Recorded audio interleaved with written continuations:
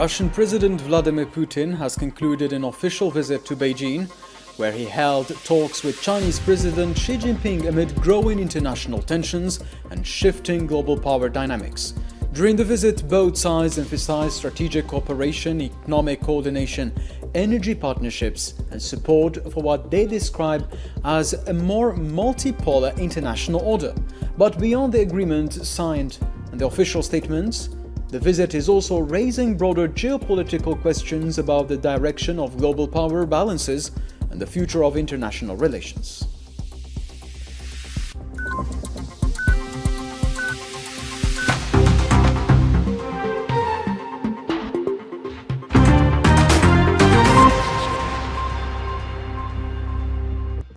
Welcome to this special edition. So, Chinese President Xi Jinping and Russian President Vladimir Putin met on Wednesday. They described their bilateral relationship as entering a new stage, agreeing to extend the friendship treaty and reaffirming their commitment to building a more balanced and equitable global order. But before we dive in to discussions, here's a summary report by our colleague Nabil Khazini. This is the latest chapter in a relationship both leaders now describe as entering a new stage. Numbers in diplomacy tell their own story. This is their 40 meetings in 13 years. A treaty of friendship extended once again. A partnership growing bigger for 16 consecutive years. And two powers drawing visibly closer as global tensions deepen. As Vladimir Putin arrived in the Chinese capital, the message was less about spectacle than about endurance. Two powers navigating a world increasingly shaped by conflict, sanctions, and shifting alliances. China has remained Russia's largest trading partner, with energy, technology, and strategic cooperation binding the two economies. 25 years on, since the signing of the Treaty of Good Neighborliness and Friendly Cooperation between China and Russia, bilateral cooperation has expanded significantly. We also hope to continue in this spirit, jointly advancing bilateral cooperation and working together on the international stage.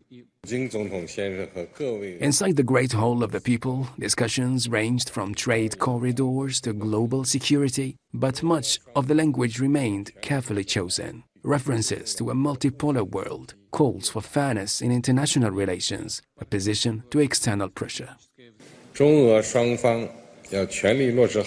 China and Russia should fully implement the consensus reached between President Putin and me, seize historical opportunities, further consolidate the foundation of mutual trust, enrich the substance of cooperation, and broaden the path of friendship. But in a world becoming increasingly fragmented, Beijing and Moscow once again offered the image both countries wanted to project globally: stability, partnership, and patience. And now to start our discussion, we welcome Sangro Enma. She is a PhD candidate at the University of Oxford and research associate of the Oxford Global Society. We will also be joined later on by Professor Hamoud Salhi. He's Associate Dean Professor of International Studies at California University, United States. So I will start with you, Ms. Sangro Enma. How is the Russian president's visit being viewed in Beijing, particularly at a time of strengthened ties between Russia and China and also amid a tense regional geopolitical context? I think from the Beijing's perspective, Putin's visit is significant in two ways. So on the political and emotional side, it underlines the closeness of the China-Russia relations. Before the visit, Putin released a video message stressing the importance of the relationship, which has clearly noticed in Beijing. So the visit is seen not simply as another diplomatic meeting, but as a reaffirmation of mutual trust and the continuing depth of the partnership. So at the same time, there is a very practical side to the visit. Putin brought a large and high-level delegation, including senior officials and major business figures from areas such as energy, industry, agriculture, and transport.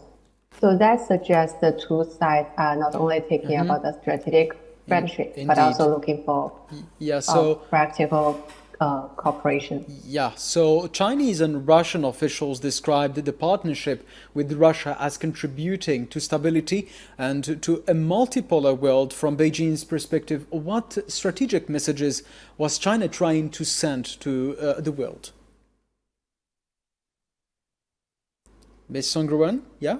So the wider message that China has become a country that cannot be passed in major power diplomacy.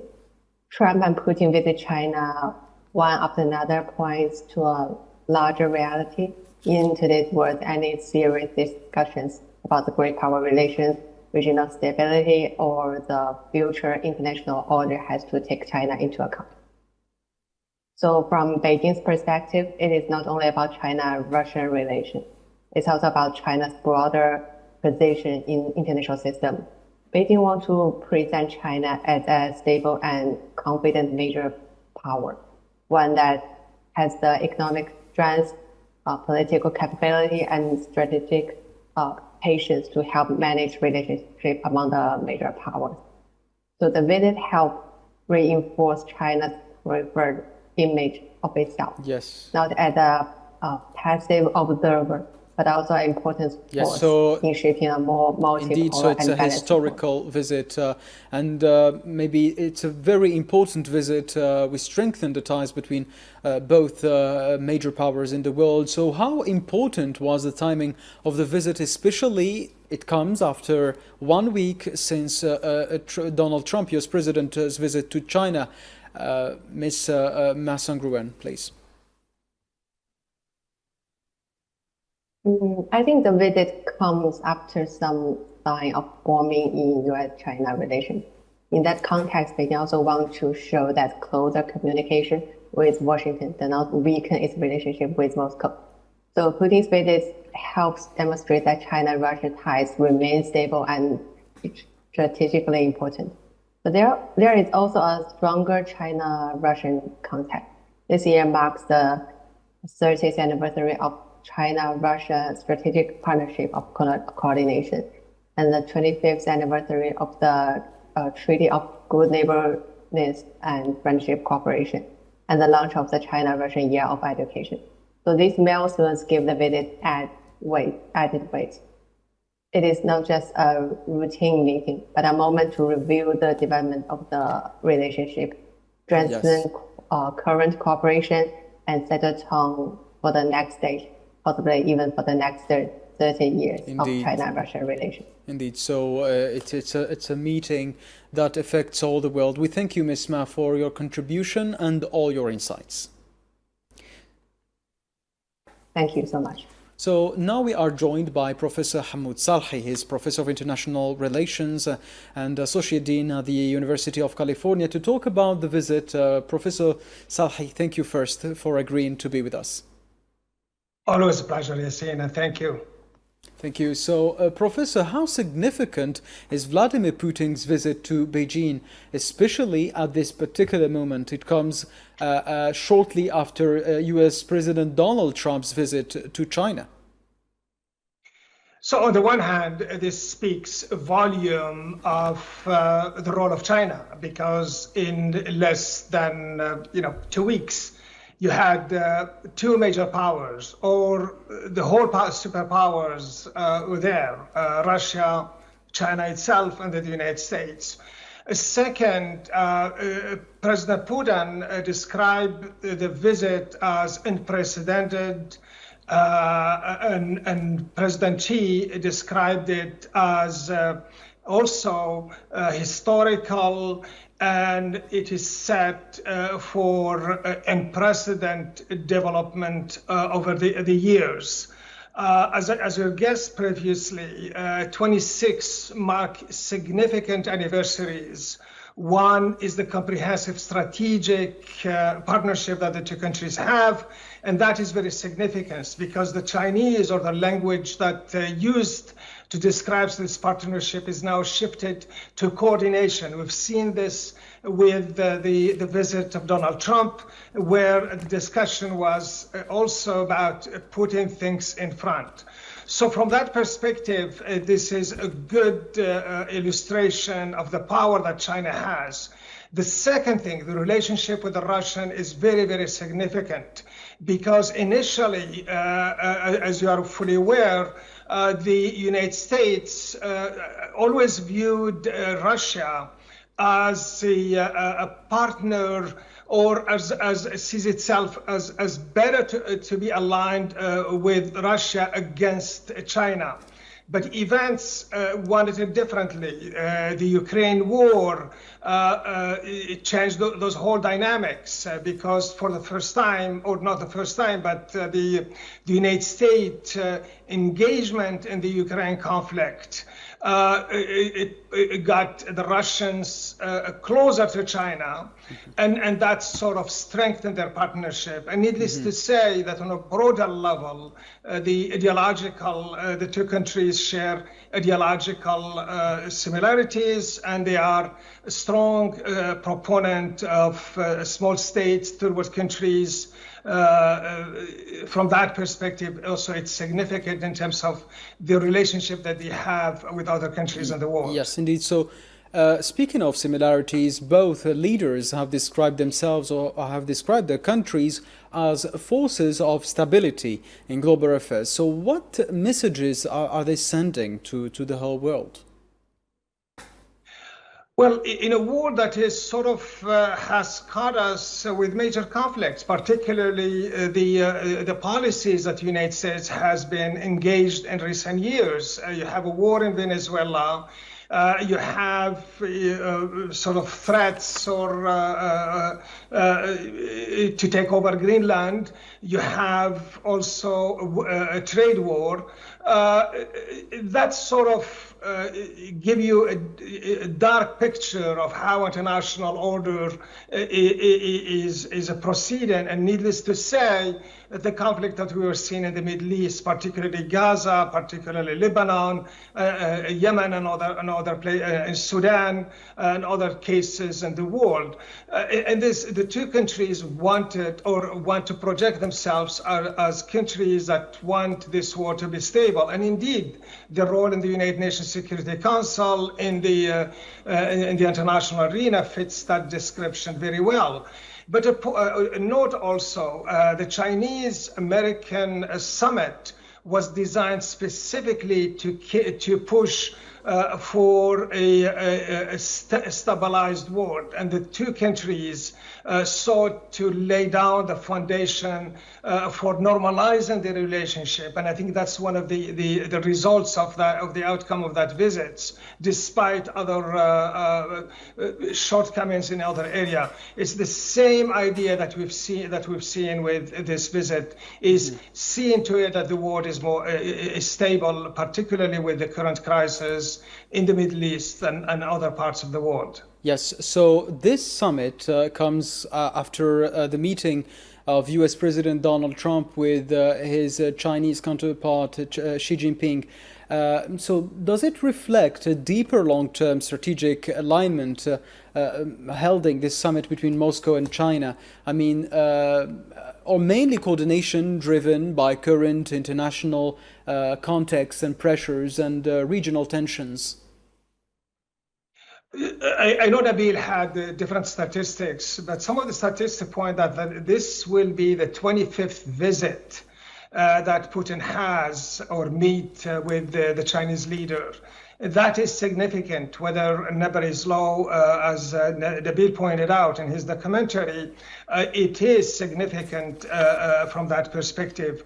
This is the relationship that the countries have had extends beyond sort of what we have seen today. You had a relationship despite, some challenges during the Cold War.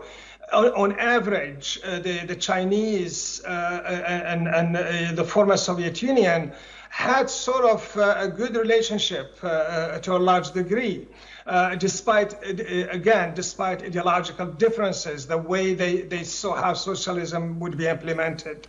But that relationship continued further, and in part because the United States, as a superpower, a unilateral power at one point, chose to make these two countries are their main competitors. And it acted in in that way. For example, United States decided under the Clinton administration to expand NATO at the expense of Russia. And later on, we had that in 2014, the European engaged in changing a regime in Ukraine so that it will be more European. And that sort of paved the way for the idea of including enlarging NATO to be part of the, Ukraine to be part of NATO. And that created sort of a problem of national security to Russia. And we are where we are today. So the United States has been engaged in this kind of pursuing and its narrative, national security, President Trump national security platform, all have always emphasized Russia as a dangerous actor in international politics. With China, as we know, President Barack Obama showed up with the idea that it's time to pivot to Asia. And we forgot about the Middle East, we forgot about those areas. So the idea of having China as a strong, as a competitor to the United States has been there for quite some time. So this sort of your enemy is our enemies is your enemy is could be you're my friend because we share the enemy could apply there very well.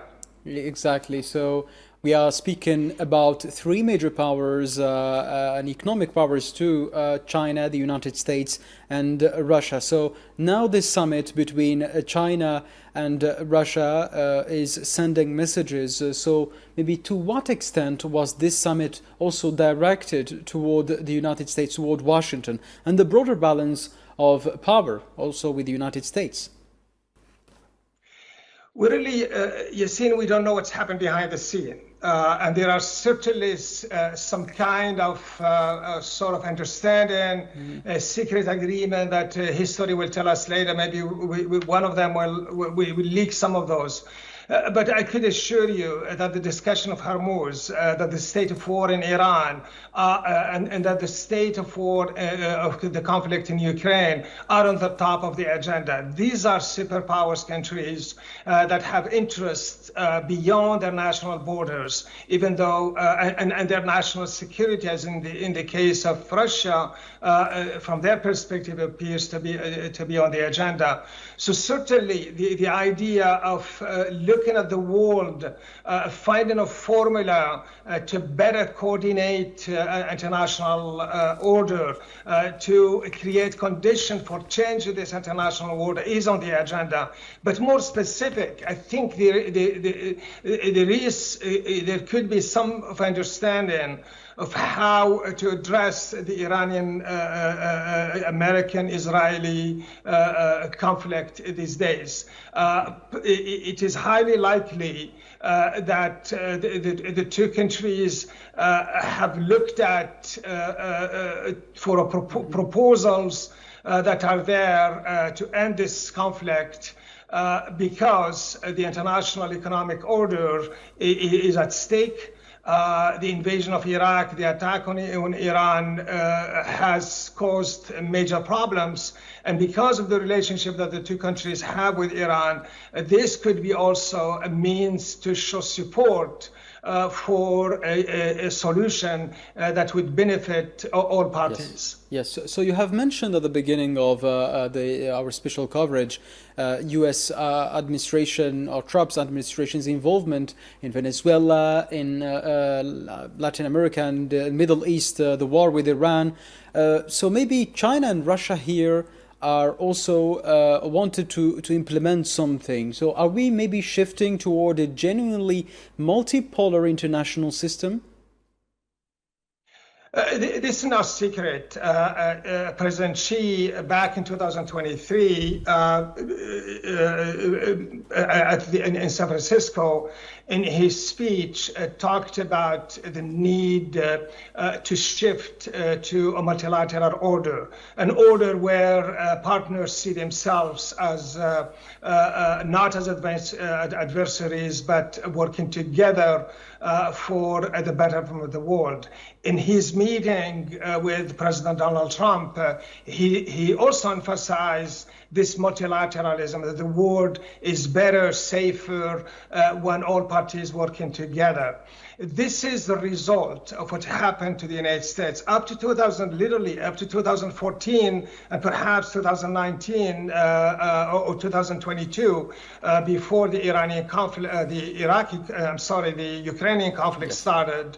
The United States had unilateral power, but then things started to change. The United States, in fact, was engaged since late 70s in trade, economic reforms, or introducing liberalism, capitalism to China, with the idea that China will be liberalized and will be looking at the Western world as a friendly, and it was able to do that because it felt it is the only unilateral power. So that shifted. Today we are with this multilateral order, and I think in that context, the cooperation between the two countries, or what they like to say, the coordination between the two countries on an international level, could be sort of a welcoming thing to the betterment of today's world order.